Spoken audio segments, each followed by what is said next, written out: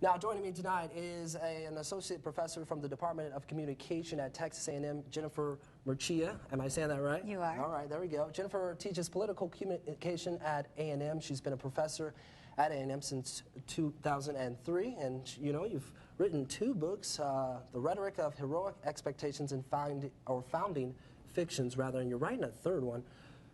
Now that was a mouthful. Thanks for being with us this evening. You know, I guess let's first talk about the first debate featuring the 7 candidates, or the lower tier candidates, if we want to call them that. You know, a lot of folks are saying Carly Fiorina won that one, but what's your take on Fox dividing the 17 candidates into 2 tiers?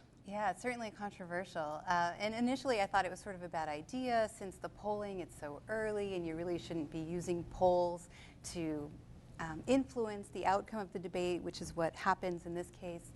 But then after watching the 2 debates, gosh, there just wasn't time to hear any candidate give much of an answer. And so maybe it really was a good idea that they split it up like that. Right, and you know, we want to focus on the main debate here in just a second, but first I want to play you some sound from some local folks on what they were hoping to get out of tonight's main debate. Rather than them attack each other, I would rather hear more personal issues and what they plan to do, and focus on issues, and based on their answers, I'm hoping that we can weed out some of the people on there. We don't have so many running. Our future lawmaker may affect our lives, so let's see what they have to say and see how we want to vote in the future. I want to hear a message that is bold, one that is defensible, but one that we can all identify with, not personal issues, but bolder and bigger issues, things that apply to the broader community. Now, you know, we just heard the last person there say she wanted a bold message. In your opinion, do you think the candidates tonight in the primetime event delivered?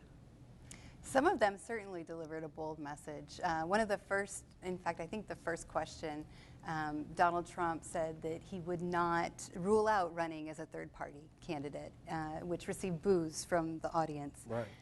We saw Trump offering bold messages. We saw Ted Cruz offering bold messages.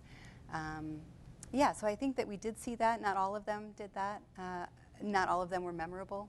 Right. Yeah, they didn't get a lot of time. And some of the big topics that they focused on tonight, you know, I noticed that they some of the moderators singled out certain candidates on certain subjects, but then as far as like immigrations and other topics, they kind of opened the debate to all of the candidates. I think that's right. The main topics were immigration, the economy, Trump, abortion, and terrorism, which actually tracks pretty well with the issues that Americans say are the most pressing or the most important facing the nation. Right now, the economy is #1, terrorism and immigration are right up there in the top 3. Trump actually doesn't rate as one of the top concerns in the nation. But, and for me, when I was watching the debate, it was one of those things where it's like, wow, a candidate is actually a topic in the debate. It was one of those weird instances, but yeah, you're right. It was definitely a topic throughout the night. And now, in your opinion, was there a clear winner? In my opinion, there were several people who stood out. I thought we sort of didn't get to hear enough from some people, but for example, Ted Cruz did pretty well. Marco Rubio did very well. Kasich did very well. Trump definitely stood out for lots of reasons. There were lots of people who didn't sort of bubble up to the top. Right. And Carson, like Carson. yeah, but you know what? a lot of people like him. But and sometimes when he would speak, he kind of threw in those zingers. You he know? did. I think he's smart, but he didn't get a lot of airtime. But honestly, I think that the winner of this debate, and none of the candidates would want to hear this, but I think that the winner in this debate was the crowd.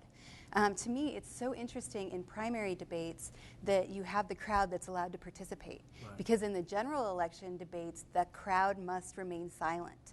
if you say one word, you squeak your chair, the Commission on Presidential Debates will throw you out of the arena.